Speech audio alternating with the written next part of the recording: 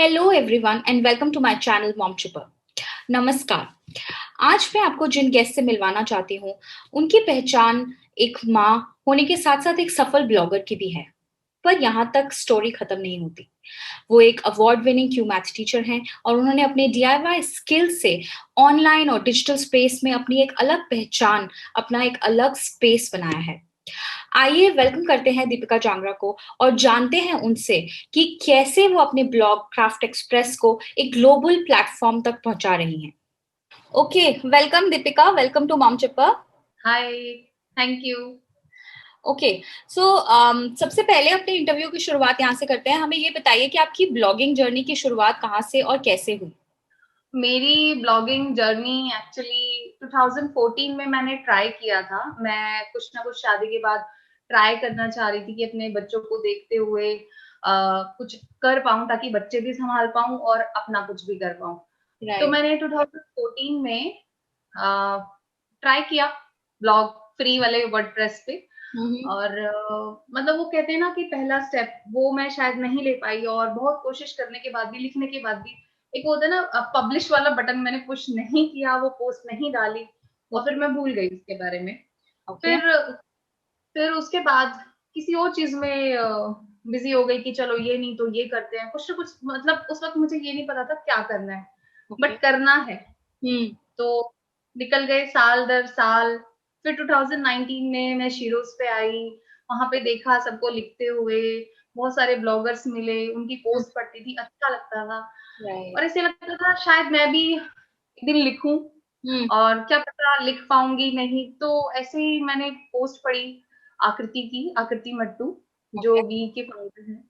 उनकी पोस्ट पढ़ी कि उन्होंने कैसे एक ब्लॉगर की हेल्प की, तो वो मुझे बहुत अच्छा लगा, और मैंने सोचा कि शायद मैं इन्हें अप्रोच करूं, और मुझे भी गाइडेंस मिले कि मुझे कैसे स्टार्ट करना है। राइट। मैंने पूरा मेल डालने में पूरा 1 मंथ लगा दिया कि मैं उन्हें एक मेल डालूं, पता नहीं रिप्लाई आएगा नहीं आएगा, एंटरटेन करेंगे नहीं करेंगे, बट आया वो रिप्लाई, और उनकी गाइडेंस में मैंने स्टार्ट किया। अच्छा, तो ये 2000 आपका जो ब्लॉग है क्राफ्ट एक्सप्रेस, ये आपने 2020 में स्टार्ट किया? March what was the March month? 2020। March 20। Okay, okay, nice. So उस टाइम पे ये pandemic corona virus thing was just starting out actually, है ना? उस टाइम पे शुरुआत ही हो रही थी। तो अच्छा राइट, यूज किया आपने अपने टाइम का घर पे एक्चुअली। Right, right. मैंने इस लॉकडाउन में, इस सिचुएशन में काफी चीजें की, मतलब उसको ऐसे वेस्ट नहीं जाने दिया कि हम्म। हस्बैंड भी घर पे हैं, फैमिली टाइम भी है, कुछ लर्निंग भी ले लो। Hmm. Nice, nice, nice. Okay, so यहाँ पर मैं रुककर एक सेकेंड अपने व्यूअर्स को सिर्फ इतना बताना चाहूंगी कि जब भी हम किसी नई चीज की शुरुआत करते हैं, और स्पेशली इंडिया में मैरिज के बाद में लड़कियां अपना काम छोड़ देती हैं, यही एक नई लाइफ की शुरुआत में, एक नई फैमिली में सेटल होने के लिए। बट उसके बाद जब भी हम शुरुआत करने की कोशिश करते हैं, बहुत सारी प्रॉब्लम्स आती हैं, एंड वो पहला स्टेप लेना एक बहुत बड़ा काम होता है actually. First step if you take no, then the journey becomes easier. So same I think that is what is resonating in Deepika story also, that first step 2014 में उन्होंने सोचा ब्लॉगिंग करने का, बट वो स्टेप नहीं ले पाई, और 2019 2020 वाज व्हेन उन्होंने एक्चुअली क्राफ्ट एक्सप्रेस को लॉन्च किया। एंड हम उनसे जानेंगे क्राफ्ट एक्सप्रेस पे वो क्या क्या कर रही हैं। तो हमारा अगला क्वेश्चन दीपिका आपसे ये है कि आपने कितने स्पेसिफिक एरिया को, विच इज क्राफ्टिंग, बहुत ही यूनिक एरिया है, इसको अपनी नीश क्यों चुना? एक्चुअली क्राफ्टिंग मैं बचपन से ही करती हूँ, हम्म। और बचपन में कुछ होता है, न्यू ईयर या दिवाली, हम अपने टीचर्स को कार्ड बना के देते हैं, वहां से शुरुआत हुई। मुझे याद है थर्ड ग्रेड में थी मैं। हम्म। उसके बाद धीरे धीरे घर में कुछ भी ऐसा सामान है, मैं स्पेसिफिकली कहना चाहूंगी कि कुछ भी ऐसा सामान है, स्पेशली मेरा ध्यान होता था कुछ भी बेकार सामान, तो हम्म। मैं उससे कुछ बना लूं। तो मेरी मम्मा ना मुझे कई बार डांटती थी कि क्या ये तू चीजें छोटी छोटी छोटी छोटी इकट्ठे करके रखती है, उसको हम्म। फेंकने की कोशिश करती थी, बट राइट। मैं चाहती थी कि करूं। और मुझे याद है मेरी मम्मा ना निटिंग के लिए अपनी वो सिलाइयां नहीं देती थी निट राइट। करने के लिए। राइट। तो कुछ भी ऐसा तिनका, जैसे तिनके होते हैं, या जो झाड़ू वाली सींकें होती हैं उनको निकाल के निटिंग की कोशिश करना, तो मेरा बचपन से ये रहा इसमें। शादी के बाद, उसके बाद बचपन के बाद जब हम बड़े होते हैं तो पढ़ाई में इतने इन्वॉल्व हो जाते हैं कि भूल जाते हैं हमें क्या पसंद है क्या नहीं पसंद। राइट। तो उसके बाद शादी, शादी के बाद शुरू होती है जब लाइफ, तो कई बार ऐसे लगता है यार थोड़ा ब्रेक ले लूं।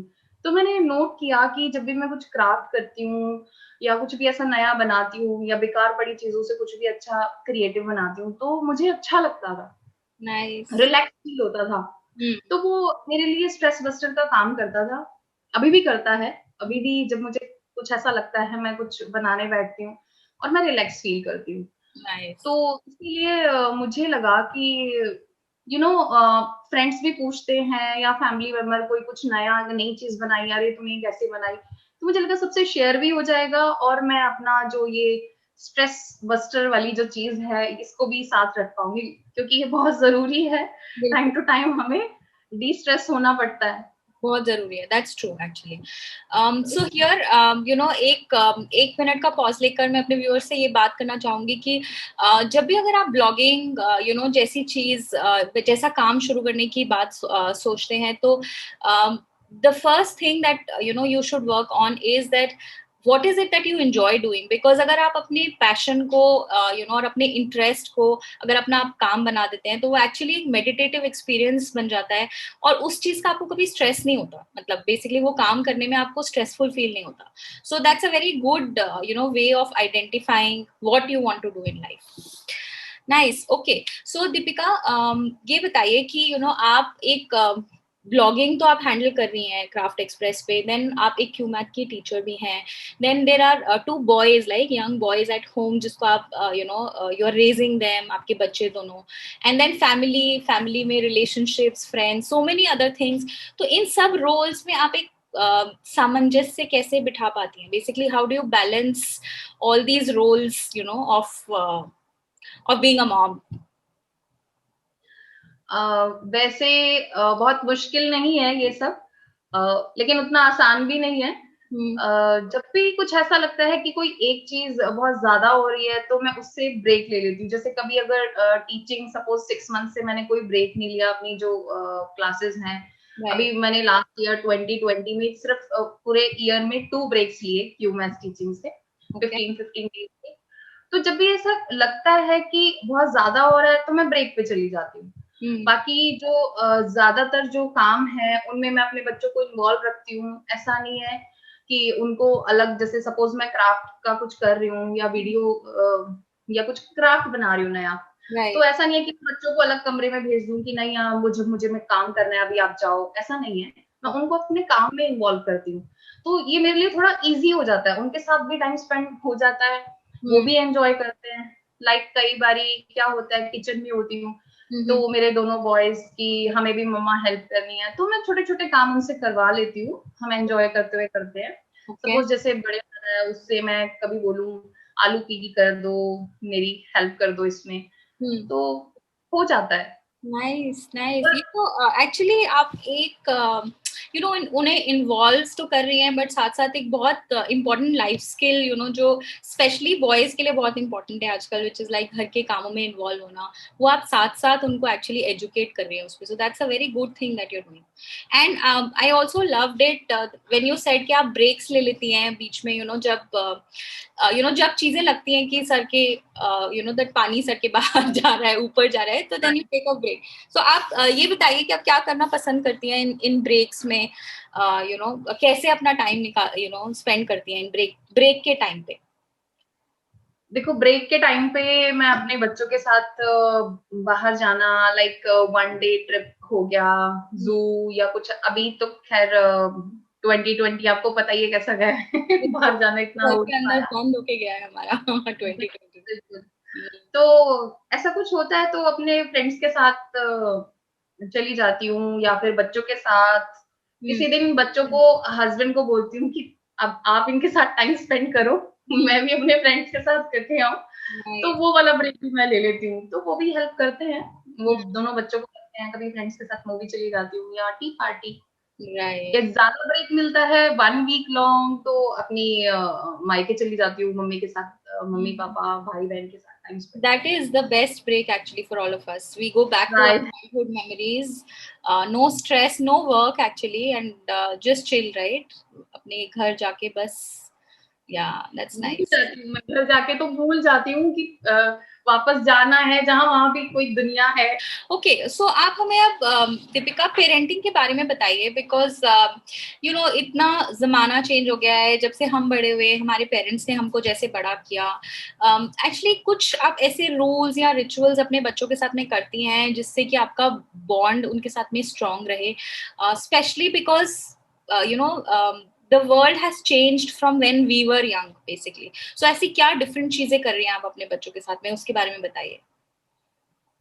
मैंने अपने बड़े बेटे के साथ स्टार्ट किया था बेड टाइम स्टोरीज। तो छोटा था तो मैं उसे सुनाती थी, फिर उसके बाद बुक्स लानी शुरू की, उसको मैं पढ़ाती थी।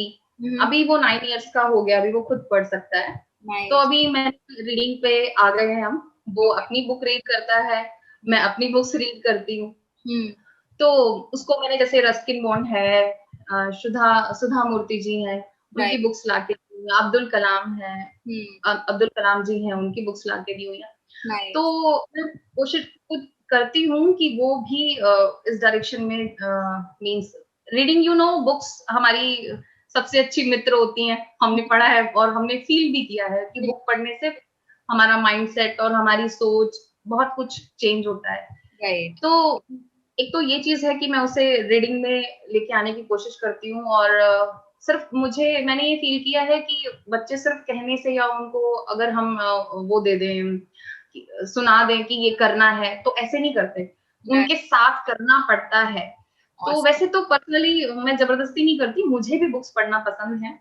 तो उसी टाइम मुझे भी टाइम मिल जाता है और उसको भी होता है कि चलो मम्मा पढ़ रही है। कभी कभी खुद से पढ़ लेता है, कभी कभी सेट करना पड़ता है कि नहीं इतने पेजेस हम पढ़ेंगे, और कभी कभी मिस भी कर देते हैं। देखो हर रोज एक जैसा नहीं होता। तो एक तो ये चीज है कि मैं उसे बुक पढ़ने की, रीडिंग के लिए एनकरेज करती है अपने बच्चों को। Nice, okay. दूसरा ये है कि कुछ अच्छा करता है तो स्टार सिस्टम रखा हुआ है मैंने घर में कि उसको किसी अच्छे काम के लिए इतने स्टार मिल गए। लेकिन जो मैं एक्सपेक्ट नहीं करती या मना करती हूँ ये बैड बिहेवियर है, ये नहीं करना, अगर वो ऐसा करता है तो उसके स्टार्स काट भी लिए जाते हैं। तो थोड़ा सा उसको भी ये रहता है कि अच्छा मुझे इतने स्टार मिलेंगे या मैंने ये अचीव किया। एक होता है कि आप इस माइलस्टोन रहता है बच्चों को, राइट। फिर तो उसके बाद क्या होता है, स्टार्स मिलने के बाद में क्या होता है, मतलब अगर आपके बच्चे ने लेट्स से 10 स्टार्स इकट्ठे कर लिए या 20 स्टार्स इकट्ठे कर लिए, उसके बाद में क्या करते हो आप उसका? तो हम हर नंबर ऑफ स्टार्स पे ना माइलस्टोन्स सेट कर देते हैं कि 20 स्टार्स पे ये है, आप ये चीज ले सकते हो अपने लिए, या 30 स्टार्स पे हम यहाँ चलेंगे या ये करेंगे। तो उसको मैं समझाती हूँ कि बेटा अचीव करना पड़ता है। जैसे मेरे हस्बैंड हमेशा कहते हैं कि बहुत सारी चीजें अवेलेबल मत रखो हमेशा उनके सामने। वो बोलते हैं जैसे कि स्कूल्स में भी क्या होता है, किसी का बर्थडे है तो इरेजर पेंसिल शार्पनर या कुछ गिफ्ट्स मिल गए, तो हमारे बच्चों के साथ बस एक ही चीज के बहुत सारे सेट्स होते हैं। तो उनके पास बहुत सारी चीजें अवेलेबल होंगी तो वो वैल्यू नहीं करेंगे किसी भी चीज की। बिल्कुल सही एक्चुअली। आजकल के बच्चों में दिस एंटाइटलमेंट एटीट्यूड बहुत ज्यादा है कि ये तो हमें मिलना ही चाहिए, ये तो हमें मिलना ही चाहिए, and they actually don't understand कि आपको हर चीज को हासिल करना पड़ता है या उसके लिए काम करना पड़ता है, देन आपको वो चीजें मिलती हैं। तो ये तो आप बहुत अच्छा, और एक्चुअली आपने पूरा साइंटिफिक एक सिस्टम बनाया है। Very good, very nice actually. और एक और चीज मैं अपने बच्चों के साथ करती हूँ, जैसे बड़े वाले बच्चे के साथ अभी कोरोना टाइम में कोई मेड नहीं, कोई हेल्प नहीं, सारा काम हमें खुद करना है। तो मेरा बड़े वाला जो कि 9 इयर्स का है, उसको मैं घर के कामों में थोड़ा थोड़ा उसकी हेल्प लेती हूँ, उसको इन्वॉल्व करती हूँ। लाइक जैसे अगर क्लीनिंग करनी है तो बेटा टॉयज आपको उठाने, अपने जो जो जगह है टॉयज की, इसमें आपको हेल्प करनी है। तो इस तरीके से आप कभी कभी किचन में वो 7 इयर्स का था तो मैंने उसे चाय बनानी सिखा दी थी, मैगी बनानी सिखा दी थी, छोटी छोटी चीजें बनानी सिखा दी थी मैंने उसे। और मुझे कहता भी था मम्मा आप कहीं गर्ल बॉय की जगह मुझे गर्ल तो नहीं बना रहे, बड़े होके मुझे गर्ल तो नहीं बना दोगे, आप मुझे सारी चीजें सिखाते हो। तो उसे मैंने कहा बेटा आपको किसने कहा ये सारे काम गर्ल्स के होते हैं, आपको भी आना। सपोज आप बड़े होके कहीं हॉस्टल में या कहीं बाहर गए हो तो वहां आप वहां तो मम्मा नहीं रहेंगे आपके साथ, तो आपको भी थोड़ी थोड़ी चीजें आनी चाहिए। तो राइट। ये चीज बहुत अच्छी बात बोली एक्चुअली दीपिका आपने। I mean hats off to you that these cooking and you know basic household के जो हमारे काम होते हैं, ये सब यू नो गए वो जमाने जब ये सब एक्चुअली बोल दिया जाता था कि लड़कियों के लिए है। एंड अब तो हमें एक्चुअली अपने बॉयज को ऐसे रेस करना है that they are self reliant, मतलब वो किसी पे डिपेंडेंट ना रहे। अब अगर उनको भूख लग रही है तो they can just go in the kitchen and you no cook for themselves. So these changes are actually happening, and mothers like you know are very instrumental in raising you know these self reliant boys. So very nice, good. Deepika, हमने actually पढ़ा है कि craft express you know बहुत सारे global audiences भी you know craft express को follow करते हैं, और यू नो आपके ब्लॉग के साथ ग्लोबल ऑडियंसेस भी जुड़ी है। आप मुझे ये बताइए कि DIY which is like do it yourself, इसको कितने लोग इंडिया में समझते हैं और यू नो इसको फॉलो करते हैं? लाइक हम जानते हैं कि जो क्राफ्ट है, लाइक अगर पेपर क्राफ्ट है या ओरिगेमी है, ये सब भी हम सिर्फ बच्चों के लिए यू नो सही समझते हैं, बट बड़े जनरली इसमें इन्वॉल्व नहीं होते हैं। पर आपकी क्या व्यूज हैं DIY के बारे में? देखो, अभी इंडिया में बहुत ज्यादा डीआईवाई का मुझे लगता नहीं है, लेकिन हाँ अभी हो रहा है। बहुत सारे चैनल्स हैं, जो हिंदी चैनल्स हैं या जो इंडियन है, वो इस एरिया में काफी ग्रो कर रहे हैं। जी। लेकिन जिस हिसाब से बाहर वाली ऑडियंस लेती है इस चीज को, डीआईवाई को, और जितना पैशन से वो करते हैं, मतलब यू नो वो जो चीज करते हैं ना बाहर वाले, वो जो भी काम करते हैं ना, बड़ा सिस्टमेटिक, यू नो एक लीफ भी बनानी है ना अगर पेपर से, तो पूरा इतनी लेंथ, इतनी ब्रेड, और फिर यहाँ से ये उसकी टेम्पलेट होनी चाहिए, ऐसे कट करेंगे ना, पूरा सिस्टम से करते हैं। और हम अभी भी ना बिल्कुल अपना जो अंदाजा होता है कि इसको ऐसे किया, जुगाड़, और इंडियन जुगाड़, राइट। राइट। तो राइट। अभी मुझे लगता है कि शायद थोड़ा टाइम और लगेगा बिल्कुल सिस्टमेटिक आने में, बट कुछ अभी हैं जो बहुत अच्छे से कर रहे हैं। मैं भी कोशिश करूंगी कि सिस्टमेटिकली इसको लेके जाऊं हम्म। Right right. अपनी ऑडियंस तक। नाइस। बाकी मैं बच्चों के साथ भी वर्कशॉप्स लगाती हूँ क्राफ्ट्स की, हम्म। और ये मेरे जो स्टूडेंट्स हैं। एक्चुअली पसंद करते हैं, they really want to learn ना, मतलब all these different kinds of crafts. And in fact आजकल तो बड़े बड़े भी बहुत सारी women are into art, like you know canvas painting and even mandala making and mandala coloring, right? All those things are also coming, but yes, it is picking up. It's like not, सही बोल रहे हैं आप, जैसे बाहर global you know level पे लोग इसको समझते हैं, उतना इंडिया में अभी धीरे धीरे बढ़ रहा है, राइट? धीरे धीरे बढ़ रहा है, राइट राइट। और ये वैसे देखा जाए तो मेंटल हेल्थ के लिए बहुत अच्छा है। कोई कोई भी अगर एरिया हो क्राफ्ट का, चाहे वो डूडलिंग हो, हम क्राफ्ट नहीं कहेंगे, ये आर्ट की तरफ आ गया, आर्ट एंड क्राफ्ट का। डूडलिंग हो, जेंटेंगल हो, या फिर मंडाला हो, डॉट मंडाला हो, ये सारे actually like meditation, right. Meditation का काम करते हैं। तो अपनी हॉबी के अकॉर्डिंग होना चाहिए कि कोई मतलब एक ना एक हम पिक करें, और जब भी ऐसा कुछ फील हो रहा है तो हम उसे यू नो डी स्ट्रेस होने के लिए उसको करें। राइट। बाकी काफी सारे आर्टिस्ट हैं जो ऑनलाइन अभी आपको पता ही है, कोविड टाइम में सब लोग घर थे, तो बहुत सारी वर्कशॉप्स सामने आई, कुछ फ्री थी, कुछ पेड थी। लोगों ने काफी कुछ ट्राई किया है इसमें नया। तो मुझे लग रहा है कि यू नो एक वो आने वाला है राइट। टाइम, कि यहाँ पे भी लोग एज ए करियर, या सीरियसली मीन्स होता है ना फुल टाइम करियर लेते हैं कुछ लोग। लेकिन अभी भी ऐसे लगता है कौन खरीदेगा या कौन सीखता है आजकल, या किसके पास टाइम है, अभी भी है वैसा। तो चेंज आने में थोड़ा सा मुझे लगता है और टाइम लगेगा। बाकी शुरुआत हो चुकी है। Right, absolutely nice. अच्छा ये बताइए हमें अब कि यू नो बहुत सारी ऐसी हाउसवाइफ्स होती है इंडिया में, हम उन्हें हाउसवाइफ्स कहते हैं या स्टे एट होम मॉम्स होती हैं, शादी के बाद में या फिर यू नो बच्चे होने के बाद में, जो कि एक सबैटिकल लेती हैं, एक ब्रेक लेती हैं, राइट? आई मीन आपकी मेरी कहानी, हम सबकी एक्चुअली यही कहानी रहती है। सो वो अगर वापस अपना करियर की शुरुआत करना चाहती हैं तो ब्लॉगिंग यू नो एक कितना अच्छा यू नो ऑप्शन है उनके लिए, और क्या आप उन्हें रेकमेंड करेंगे कि वो ब्लॉगिंग में एटलीस्ट सोचें उसके बारे में as a career option? Right. मैं जरूर उनको रिकमेंड करना चाहूंगी कि उन्हें ट्राई करना चाहिए। उनको चाहे कुछ भी अच्छा लगता हो, लाइक बहुत सारे एरियाज हैं, कुकिंग अच्छी लगती हो, गार्डनिंग अच्छी लगती हो, ट्रैवल करना अच्छा लगता हो, या फिर बच्चों को नई नई एक्टिविटीज सिखाना, उनको इंगेज रखना, या हेल्थ, उन्हें मतलब अपने आप को कैसे फिट रखना है, तो कुछ भी इनमें से मतलब कोई भी एरिया हो सकता है ब्लॉगिंग का। तो उनके लिए मुझे लगता है कि बेस्ट रहेगा, अपने बच्चों को भी देख पाएंगे वो, और बहुत ज्यादा हमें क्या चाहिए ब्लॉगिंग में, एक लैपटॉप चाहिए और हम कहीं भी बैठ के अपना ये काम कर सकते हैं। तो मैं जरूर रिकमेंड करना चाहूंगी, करना चाहिए, काफी अच्छा है। ब्लॉगिंग एक्चुअली आपका एज आपका सेल्फ कॉन्फिडेंस कितना बढ़ाता है, बिकॉज आप एक बार ही अपने आप को शुरुआत करते हैं इस जर्नी की, तो then you get established, and then आपको लगता है कि आप कितने लोगों की हेल्प कर पा रहे हैं, कितने लोगों को कुछ सिखा पा रहे हैं। So that is also very fulfilling.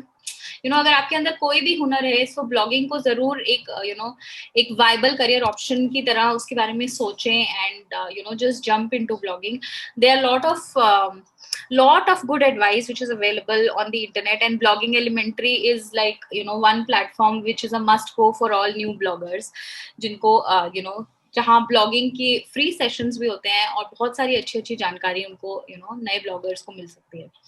Right actually कुछ लोग अपनी ब्लॉगिंग जस्ट सोचते ही है, जैसे मैंने बताया कि मैंने 2014 में सोचा, मैंने कहीं कहीं से गूगल से पढ़ा कि क्या करूं, तो कुछ लोग होते हैं जो इतना टेक्निकल, उन्हें नहीं पता कि कैसे परचेज और ये सब, और जैसे कुछ लोग होते हैं जिन्हें सिर्फ लिखना आता है, बाकी सारी चीजों में उनकी कौन हेल्प करेगा। तो मुझे लगता है ब्लॉगिंग एलिमेंट्री जैसे प्लेटफॉर्म्स होने चाहिए, बहुत मस्त है। मुझे बी पे जाके बहुत अच्छा लगता है, और काफी अच्छा काम कर रहे हैं वो ब्लॉगर्स को अपलिफ्ट करना, उनको गाइडेंस देना, सही डायरेक्शन देना कि कैसे वो करें। मुझे नहीं पता था कि मैं क्या करूं, कैसे करूं। मैंने बोला आपको कि मैंने छोड़ दिया था, और 2020 में मैंने स्टार्ट किया, जब मुझे फुल पैशन मिला कि पूरा ये स्टार्ट टू एंड, पर एंड तो ब्लॉगिंग का कहीं होता ही नहीं, अपने आप से सब कुछ नहीं कर सकते हैं actually, because the technical side of things आपको जरूर एक मेंटर की जरूरत होती है। मैं बिल्कुल आपकी अभी सपोज आपको मटर पनीर खाना है, तो यू थोड़ा ही है कि आप पनीर भी खुद बनाओगे, चलो पनीर बना भी लोगे, मटर भी मैं तो खुद उगाऊंगी, और जब वो उग जाएंगी तो मटर पनीर बनाऊंगी। तो खुद सब मतलब होता है खुद सब कुछ करने का मतलब होता है पूरा, जैसे हम सब कुछ स्क्रैच से नहीं कर सकते, सब कुछ जीरो से, कि मैं पहले वेबसाइट बनाना सीखूंगी, या ठीक है, टाइम टू टाइम जब हम इस फील्ड में आते हैं तो धीरे धीरे धीरे हम भी वो हो जाते हैं टेक्निकल, वो सारी नॉलेज हो जाती है धीरे धीरे। बट एकदम से अगर ऐसे सोचेंगे कि सारा कुछ जीरो से खुद करें, तो मुझे लगता है बहुत टाइम लगेगा। तो बेटर है कि मेंटर ढूंढें, बी जैसे प्लेटफॉर्म पे जाएं, बी जैसे पे क्यों बी पे जाए। Very nice, thank you. Okay okay, so अभी हमारा नेक्स्ट क्वेश्चन है कि हम आपकी लाइफ जर्नी से एक वर्ड है जो कि बहुत ही बड़ा टैबू है हम सबकी जिंदगी में, जिसे डिप्रेशन कहा जाता है। ओके, एंड आई नो कि हर घर, हर दूसरे घर में देर आर विमेन लाइक जो मदर्स हैं, या तो पोस्टपार्टम डिप्रेशन, या at different stages of life different वजहों से ये ये हमारी जिंदगी में एंटर कर जाता है डिप्रेशन। देखो, डिप्रेशन स्टार्ट होता है कि हम चाहते कुछ हो रहा है और हो कुछ हो रहा है, राइट। हम फिर स्ट्रेस में आ जाते हैं कि हम जो चाहते हैं वो हो क्यों नहीं रहा, और जब बिल्कुल हम जो चाहते हैं उससे अपोजिट होता है, तो धीरे धीरे हमारा इंटरेस्ट खत्म होने लगता है, हम लोगों से कट हो जाते हैं, हम अकेले टाइम स्पेंड करना पसंद करते हैं, किसी की बात अच्छी नहीं लगती, चिड़चिड़े हो जाते हैं, राइट। तो मुझे लगता है कि किसी की भी लाइफ में ये हो सकता है, और हमें छुपाना नहीं चाहिए, क्योंकि जितना छुपाएंगे कि उतनी ज्यादा हमारे लिए प्रॉब्लम है। हमें अपने फ्रेंड सर्कल में रहना चाहिए, उनके साथ टाइम स्पेंड करना चाहिए, और कुछ चीजें होती है जिन्हें हम कंट्रोल कर सकते हैं, कुछ चीज होती है जो जिन्हें हम रियली में कंट्रोल नहीं कर सकते, तो उनके बारे में टेंशन लेके कोई फायदा नहीं है। बट ये बातें कहने में बहुत अच्छी मतलब इजी लगती हैं, इतनी इजी होती नहीं है। मेरे साथ शादी के बाद मैंने पहली टाइम जब इसे डिप्रेशन ने मुझे हिट किया, मुझे पता भी नहीं था, मैं रोज, मेरे हस्बैंड जब ऑफिस जाते थे तो मैं बस लैच लगाने के लिए उठती थी और पूरा दिन मैं कैसे स्पेंड करूंगी मुझे नहीं पता।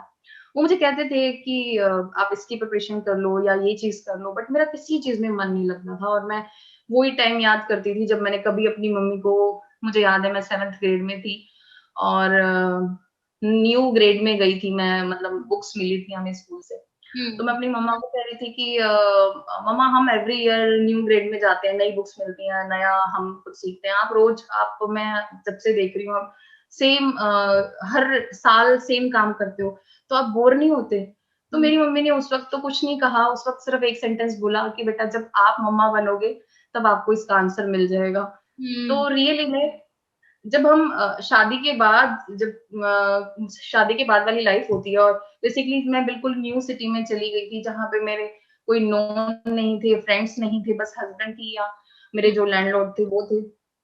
तो रोज एक जैसा काम करते करते मोनोटोनस, रोज वही घर के काम और वही सब, खाना पीना सो जाना, फिर उठा के वही करना, कुछ नया नहीं। तो हम्म। इस चीज की वजह से, और फिर हम अपने वो सारे दिन याद करते हैं, हमने ट्राई क्यों की, इतनी मेहनत की, और आज अब हम क्या कर रहे हैं, तो ये सोच सोच के और ज्यादा प्रेशर क्रिएट हो जाता है। फिर हम्म। वो डिप्रेशन वाली सिचुएशन आ ही जाती है। हम्म। तो ऐसे किसी के साथ भी हो सकता है, तो इसको ये ना हो, इसके लिए हमें अपने गोल सेट करने चाहिए, एम रखना चाहिए, हम्म। और फ्रेंड्स फ्रेंड्स के साथ जरूर टाइम बिताना चाहिए। ऐसा नहीं है कि काम के चक्कर में फ्रेंड्स भूल ही जाएं, हम हम्म। अपना मी टाइम भूल ही जाएं। हम्म। और कुछ चीजें होती है जिन्हें हमें कंट्रोल कर सकते हैं, जिन्हें हम, तो उस पे काम करना चाहिए, जिन्हें नहीं कर सकते उन्हें छोड़ देना ही सही होगा, हम्म। क्योंकि फालतू का स्ट्रेस लेके तो कोई फायदा नहीं है। एब्सोल्युटली। और जैसा दीपिका ने कहा कि अपनी फ्रेंड्स बहुत बहुत बहुत इम्पोर्टेंट है कि हम अपनी फ्रेंड्स के साथ में वो एक एक फ्रेंडशिप कायम रखें इवन बच्चे होने के बाद भी, जो कि मोस्ट ऑफ दी मदर्स भूल जाती हैं बिकॉज इतना सारा काम है, बच्चों को देखना है, घर देखना है। सो दैट फ्रेंड वाला पार्ट बहुत पीछे छूट जाता है, बट आई थिंक इंटेंशनली हमें उसको अपनी जिंदगी में जरूर जरूर और जरूर रखना चाहिए। सो राइट, एग्जैक्टली। और कोई ना कोई हॉबी जरूर होनी चाहिए जो कि हमारी स्ट्रेस बस्टर हो, किसी की कुछ भी हो सकती है, राइटिंग, साइकिलिंग, राइट। क्राफ्ट, कुछ भी, तो वो जरूर हमें हमारे अंदर जिंदा रखनी चाहिए, अंदर वाले बच्चे को जिंदा रखना चाहिए बेसिकली। Nice nice. ओके, सो अब मैं एक्चुअली अपने व्यूअर्स को ये बताना चाहूंगी कि आज ही दीपिका को एक हॉल ऑफ फेम अवार्ड जो क्यू मैथ की तरफ से मिला है, to be amongst the top teachers of Cuemath. So first of all congratulations Deepika आपके इस अचीवमेंट के लिए। Thank you. अब एक्चुअली हमारे दर्शकों को ये बताइए कि आप केवल ब्लॉगिंग नहीं कर रहे हो, मतलब क्राफ्ट एक्सप्रेस एक एक पार्ट ऑफ योर लाइफ है, उसके बाद में आप बच्चों को हैंडल कर रहे हो, घर को हैंडल कर रहे हो, और उसके बाद में आप क्यूमैथ की क्लासेस भी ले रहे हो इंटरनेशनल स्टूडेंट्स के लिए। सो इतना सब कुछ हैंडल करने के लिए आपके पास एनर्जी कहाँ से आती है? आप कैसे कर पाते हो इतना सब कुछ?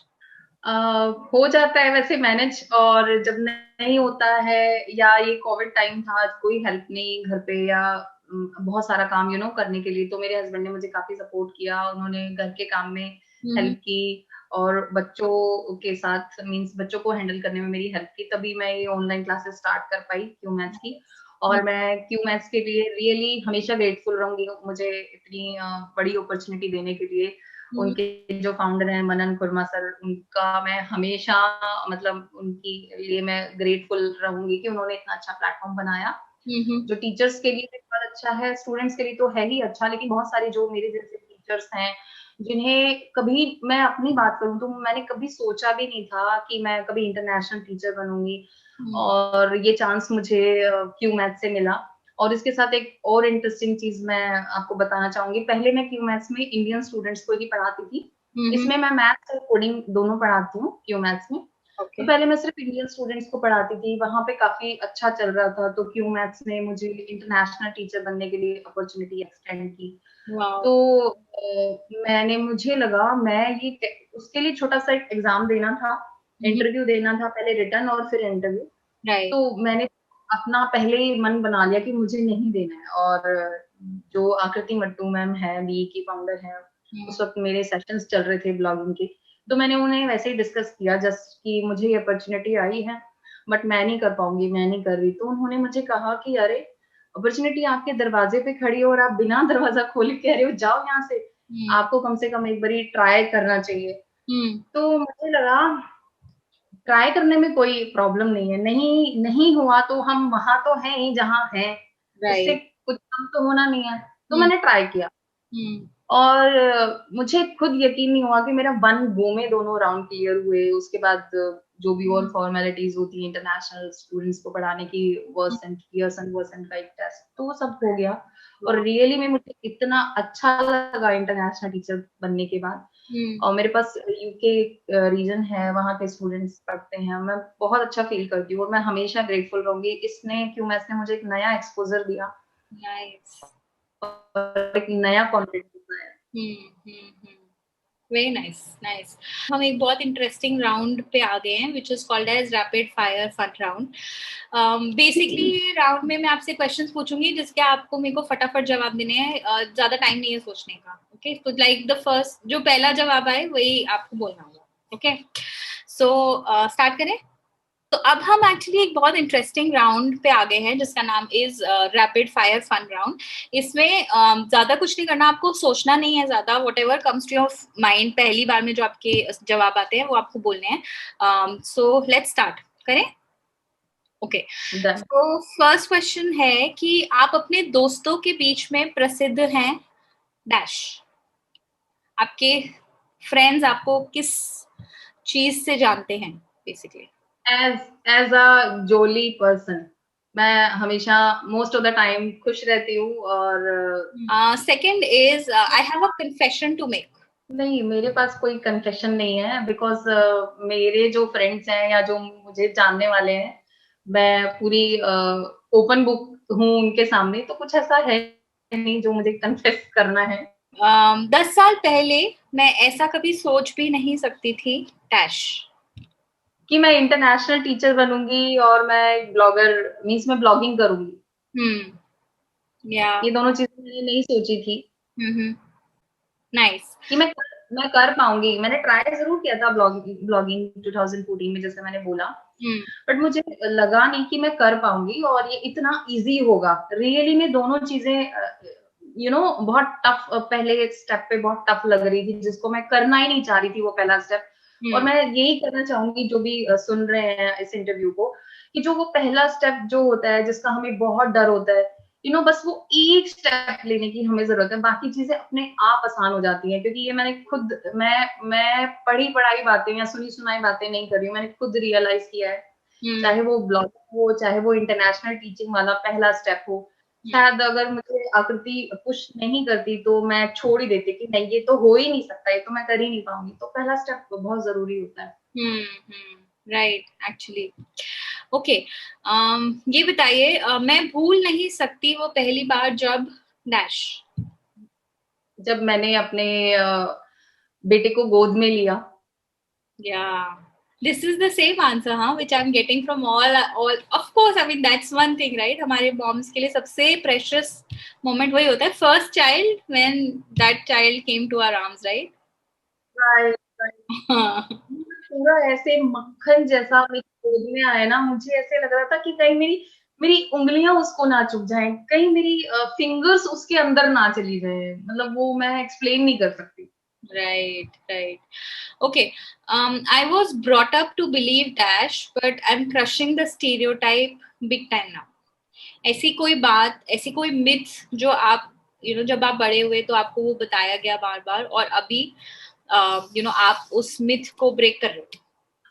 मैं हरियाणा से हूँ और हरियाणा में आपको पता ही होगा, लड़के और लड़कियों का कुछ बहुत ज्यादा ये रहता है कि बेटी और बेटा, तो मुझे याद है मैं जब 11th में थी और मुझे अपनी स्ट्रीम चूज करनी थी, मुझे पीसीएम लेना है, तो मेरे दादा और जो दादाजी हैं और जो ताऊ जी, उन सबने मना किया कि मेरे पापा को, कि बेटी के ऊपर इतनी महंगी पढ़ाई नहीं खर्च करनी।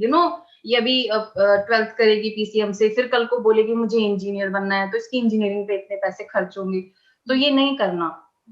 ये हम ऐसे बड़े होते हैं ना सुनते हुए कि नहीं, बेटी पे तो शादी में खर्च करना पड़ता है, तो पढ़ाई पे इतना ज्यादा इसको नहीं करना। बट मेरे पापा उनकी सोच जैसे नहीं थे, उन्होंने मुझे पढ़ाया।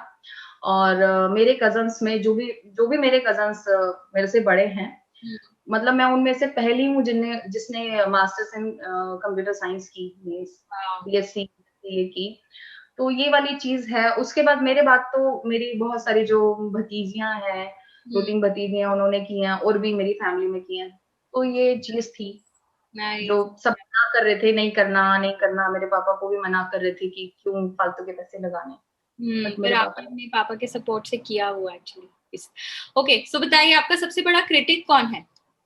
मेरे हस्बैंड, कोई नहीं हो सकता उनसे बड़ा। हम्म। वो है लेकिन कई बातें उनकी ठीक भी निकलती, मतलब जब उनकी बातें मुझे बेकार लगती है ना, जब वो ऐसे क्रिटिसाइज करते हैं, तो हम्म। उस वक्त तो गुस्सा आता है कि क्यों ये ऐसे बोल रहे हैं। हम्म। लेकिन फिर उसी में से कुछ अच्छा निकलता है कि अगर उन्होंने क्रिटिसाइज नहीं किया होता तो शायद मैं ये करने के लिए कि अच्छा आप ऐसे बोल रहे हो, अब तो मैं मतलब आपको दिखाऊंगी कि ये ठीक कैसे होता है, तो सही कैसे करते हैं। तो वो है सबसे बड़े क्रिटिक जो कि हमेशा 24 आवर्स मेरे साथ रहते हैं, और हर चीज में, वो हर चीज में। और जब मैं उन्हें कभी बोलती हूँ ना कि आप मुझे ऐसे मत बोला करो, ये मुझे एनकरेजमेंट नहीं देता, ये मुझे अच्छा नहीं लगता, तो वो बोलते हैं कि तुम्हें पता है कि टीसू रखने के लिए कंपनीज कितने पैसे देती है, मैं तुम्हें फ्री में मिलाऊं। ऐसे बोलते हैं। Nice nice. ओके, अच्छा ये बताइए कि आपका सपना क्या है? What do you dream of making और क्रिएटिंग? मेरा सपना है कि कुछ इस तरीके के कुछ कुछ को खैर नंबर्स में चेंज करना चाहिए मुझे, पर अभी के लिए मैं कुछ बोलूंगी। कुछ ऐसे स्कूल्स मैं एस्टेब्लिश कर पाऊं जिसमें बच्चों को एंटरप्रेन्योरशिप सिखाई जाए, जॉब के लिए प्रिपेयर नहीं किया जाए उन्हें। ये मैं सोचती हूँ बहुत बार, मैंने कभी डिस्कस नहीं किया, आपको मैं अभी बता रही हूँ, बट ये मैं बहुत बार ही सोचती हूँ, क्योंकि पता नहीं क्यों हम जॉब जॉब जॉब जॉब उसके पीछे पड़ जाते हैं। मुझे लगता है ये स्किल जरूरी है, और ये लड़के लड़कियों दोनों को एज ए सब्जेक्ट पढ़ाया जाना चाहिए स्कूल में। देखो, एजुकेशन और स्किल्स में डिफरेंस होता है, और हमारी सोसाइटी शायद जो हमारा एजुकेशन सिस्टम है उसमें शायद ये चीज इंक्लूड होनी चाहिए। मुझे लगता है कि एजुकेशन और स्किल्स दोनों में थोड़ा सा होता है, और स्किल्स पे ध्यान देने चाहिए, क्योंकि कभी भी कुछ भी ऐसा हो, जैसे अभी पैंडेमिक या कोविड जैसा कुछ भी हुआ, तो हर इंसान में कोई ना कोई ऐसी स्किल्स होनी चाहिए। अगर दुनिया से सारी जॉब्स खत्म हो जाए सपोज, तो भी वो सरवाइव कर पाए। तो आप ये बताइए कि आप सेल्फ केयर के लिए क्या क्या करती हैं? देखो, जब तक हमारा कुछ बिगड़े नहीं ना, तब तक हम सेल्फ केयर पे ध्यान ही नहीं देते। बाल अच्छे हैं, स्किन अच्छी है, राइट, हम अनग्रेटफुल रहते हैं जो भी कुदरत ने हमें दिया है। और अभी आजकल क्या हो रहा है, इस कोविड के चक्कर में लेट नाइट क्लासेस, जैसे मैंने आपको बताया इंटरनेशनल क्लासेस हैं, तो कभी 1 बजे तक रात को, कभी 2 बजे तक, तो सारा रूटीन गड़बड़ होना, इस पूरे टाइम में मैंने बहुत सारा पुट ऑन कर लिया। तो अभी तो जो सेल्फ केयर है वो है अपनी हेल्थ पे ध्यान देना, एरोबिक्स और डाइट पे ध्यान देना, और प्रॉपर एक्सरसाइज और वो सब करना। नाइस। वो भी तब जब बिगड़ने लगी, जब तक सब कुछ अच्छी होती ना, हम ध्यान नहीं देते। हम ध्यान नहीं देते, दैट्स ट्रू एक्चुअली। अच्छा ये बताइए कि आपको लिखना, लाइक ब्लॉग लिखना ज्यादा पसंद है या ब्लॉग वीडियो बनाना ज्यादा पसंद है ब्लॉग के लिए? वीडियो बनाना, आप पूछ रहे हैं ब्लॉग लिखना ज्यादा पसंद है या वीडियो बनाना? जी। तो देखो, जो वैसे तो मुझे दोनों ही पसंद हैं, लेकिन अगर किसी एक को चूज करने की बात आए, तो जैसे कि मैंने आपको बोला, क्राफ्ट बनाना मेरा स्ट्रेस बस्टर है, तो मैं वीडियो बनाना मुझे ज्यादा पसंद है। वैसे लिखना भी पसंद है, ऐसा कुछ नहीं है। जब हम लिखते हैं ना पेपर पेन से, अपने ऐसे ऐसे ट्रेडिशनल वे में जब हम लिखते हैं, वो भी एक स्ट्रेस बस्टर है। जब हम एक पेन पकड़ते हैं, प्रेशर से लिखते हैं, तो उसमें भी हम प्रेजेंट में होते हैं। बिल्कुल। नाइस। और उसके लिए अच्छी अच्छी डायरीज और पेन्स खरीदना भी बहुत अच्छा स्ट्रेस बस्टर होता है। अरे पूछो मत, मैं तो स्टेशनरी के लिए इतनी पागल हूँ ना, मैं कभी भी जाऊंगी ना मार्केट में, चुपके से, जैसे मेरे हस्बैंड कहते हैं कि इतने सारे पेन या इतनी सारी चीजें हैं, डायरी ये पड़ी हैं, बुक्स हैं, मैं जब भी जाती हूँ ना, मैं सही बताऊं, मुझे स्टेशनरी का बहुत शौक है। चाहे मैं गिफ्ट करने के लिए खरीद लाऊं, चाहे मैं उस पे। और मेरी एक और मतलब पता नहीं अभी बैड हैबिट है क्या है, मैं जब भी किसी से बात करूंगी या फोन पे बात करूंगी ना, मेरे हाथ में पेन नहीं होना चाहिए। अगर तो वो है तो डूडलिंग कहीं पे भी हो सकती है, फिर वो बेडशीट हो कुशन हो, कहीं पे भी हो जाए। बेडशीट पे भी हो जाती है? नहीं, मैं इतनी आगे नहीं पहुंची अभी। एक्चुअली स्टेशनरी शॉप से वापस आना विदाउट कुछ शॉपिंग के खरीदे वो बहुत डिफिकल्ट है मेरे लिए भी. I love to buy pens and diaries अच्छी अच्छी, लेकिन मैं उनको गिफ्ट नहीं कर सकती हूँ. मतलब मैं अपनी डॉटर को भी गिफ्ट नहीं कर सकती हूँ जो मैं खरीद के लाई हूँ. I just keep like collecting them in as my collection. और हाँ, ये आपने सही कहा कि वो डायरी पे डूडलिंग और मैं बचपन से करती हूँ. मेरी मम्मी मुझे कभी बेड पे बैठ के पढ़ने नहीं देती थी. बेडशीट पे कुछ ना कुछ डिजाइन मिलेंगे ही इसके. मुझे बहुत डांट पड़ती थी. मुझे बोला जाता था नीचे बैठ के पढ़ो. अच्छा दीपिका, ये बताइए कि अगर बाई चांस कभी ऐसा होता है दिन में कि आपको एक मील स्किप करना है, तो आप क्या अपनी सुबह की चाय कॉफी मिस करोगे, या ब्रेकफास्ट मिस करोगे, या लंच, या फिर डिनर? डिनर में दूध पी के सो जाऊंगी. बाकी और कुछ, सुबह की चाय it's like meditation for me. वो जो सुबह चाय होती है वो सिप सिप करके बालकनी में बैठ के पीना, वो मुझे बहुत पसंद है. बाकी घर के काम और पूरा दिन काम करने के लिए ब्रेकफास्ट तो चाहिए, एनर्जी तो चाहिए. वो भी नहीं कर सकते, लंच भी नहीं कर सकते, डिनर कर सकते हैं. डिनर स्किप कर. ये जितनी भी मॉम्स और जितनी भी लेडीज ये वीडियो देखेंगी, कोई एक एडवाइस अगर आप उनको देना चाहेंगी, what's your message to them? मैं उन सबको ये कहना चाहूंगी कि वो जो भी करना चाहती हैं, शादी के बाद ये ना सोचें शादी और बच्चों के बाद कि लाइफ यहीं स्टॉप हो गई है, वो दोबारा स्टार्ट नहीं कर सकती. वो कभी भी स्टार्ट कर सकती हैं. सिर्फ जो पहला स्टेप है उसको एक कदम आगे बढ़ाने की मतलब हिम्मत रखें. वो बस एक कदम, वो कहते हैं ना कि बस 1 2 3 गो, जंप. तो वो वाला हो जाना चाहिए. अगर उसमें हम बहुत ज्यादा सोचते हैं, हम बहुत ज्यादा कैलकुलेशन कर लेते हैं, एनालाइज कर लेते हैं, तो हम वो पहला जो स्टेप है वो ले ही नहीं पाते. तो जो भी करना चाहते हैं उसके लिए पहला स्टेप तो ले लो. बाकी सारी चीजें अपने आप हो जाएंगी. बाकी कॉन्फिडेंस आ जाएगा ना थोड़ा सा.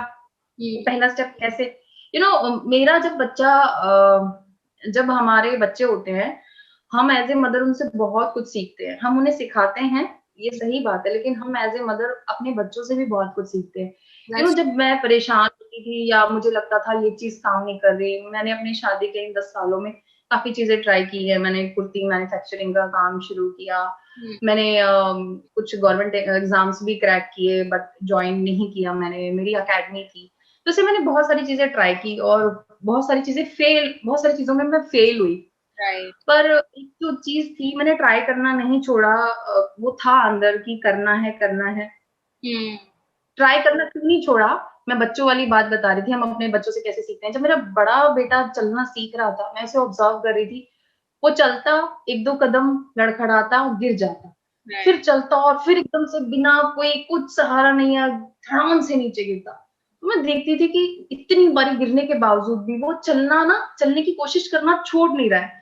मैं सोचती थी कि 1 साल का बच्चा, जो कि अभी प्रॉपर 1 साल का भी नहीं हुआ है, 10 महीने का बच्चा कोशिश करना नहीं छोड़ रहा, तो हमें क्यों छोड़नी चाहिए. हम तो कितने बड़े हैं, हमें तो कितना एक्सपीरियंस है. तो वो चीज मुझे इंस्पायर करती थी नई चीजें ट्राई करने के लिए. Very nice. एक में कोई बात नहीं, नेक्स्ट चीज ट्राई करो. Very nice. Okay, nice Deepika. So इसके साथ ही हम एक्चुअली इंटरव्यू के एंड पे आ चुके हैं. सो एक चीज जो मैं कहना चाहूंगी कि आपकी लाइफ से आई एम श्योर हम सब मदर्स और विमेन जो ये वीडियो देख रही हैं बहुत सारी प्रेरणा लेंगी. और आपकी fighting spirit and courage basically is something which we really want to imbibe in our lives too. So thank you so much Deepika for coming on Mom Chipper and sharing your life moments with us. And yeah, I mean I really had a fun session tonight. And same here. And thank you कुशल, मुझे opportunity देने के लिए कि मैं अपनी बात share कर पाऊँ. अगर ये इंटरव्यू देख के किसी एक की लाइफ में भी चेंज आता है, तो मुझे लगता है कि शायद जो हमने आज जो यहाँ बैठ के किया है वो सफल हो गया. Absolutely right. So, आप बहुत अच्छा काम कर रहे हो. मैं आपके इस एफर्ट को रियली मैं बहुत अप्रिशिएट करती हूँ. आप बहुत अच्छा काम कर रहे हो लोगों को इंस्पायर करने का, स्टे एट होम जो मॉम्स हैं उनको इंस्पायर करने का. क्योंकि कई बारी एक होता है ना कि वो कहते हैं डूबते को तिनके का सहारा. कई बारी किसी का एक इंटरव्यू, किसी की कहीं एक बात ही हमारे अंदर वो चेंज ला देती है कि नहीं, हमें ये पहला स्टेप लेना है. तो बहुत अच्छा काम कर रहे हो. Thank you so much, thank you Deepika. And yes, you are right. एक वो मोटिवेशन की जरूरत है हमारी स्टे एट होम मॉम्स को. एंड आई रियली वांट कि लॉट ऑफ मॉम्स अगर वो अपनी पसंद का काम या अपना पैशन फॉलो कर पाएंगी तो वो खुश रह पाएंगी. वो खुश रह पाएंगी तो एक एक हेल्दी जनरेशन ऑफ किड्स को वो रेज कर पाएंगी. सो बहुत इंपॉर्टेंट है एक फैमिली की खुशी, एक फैमिली को खुश रखने के लिए दैट लेडी का खुश होना. So yes, right, and I'm pretty sure, with this interview, a lot of women will take inspiration to follow their passions and to do what they want to do in their lives. So, and here is me and Deepika signing off. Thank you so much for watching. And for all our viewers out there, I would like to say that if you liked this conversation, I have a whole series now of inspiring, mom bloggers who will be coming and sharing parts and snippets of their lives. So yes, I mean, the best thing that you can do right now is that comment on this video and share this video, hit the subscribe button, on Mom Chipper channel, and also the notifications bell so that you know when the next video is up.